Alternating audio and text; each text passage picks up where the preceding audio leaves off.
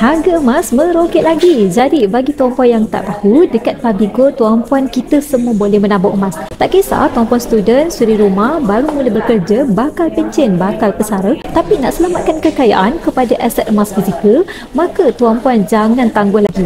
Hari ini semua orang boleh menabung emas bersama dengan Pabigo melalui akaun emas Gap sahaja. Tuan-puan, ini adalah akaun emas Gap di mana kita akan menabung emas sedikit demi sedikit, dan tuan-puan boleh mulakan dengan bajet yang kecil serendah RM100. Bagi yang ada bajet besar, tuan-puan menabung besar. Bagi yang bajet kecil, menabung kecil. Jangan jadikan alasan untuk kita tidak menabung emas. Tuan-puan, ini adalah akaun emas Gap. Dekat akaun emas Gap ni, tuan-puan menabung emas. Okey, cukup gram tuan-puan boleh keluarkan any item yang tuan-puan nak. Tuan-puan boleh keluarkan gold bar, Dina, ataupun tuan-puan boleh juga keluarkan barang kemas 999 daripada Public Gold. Nampak?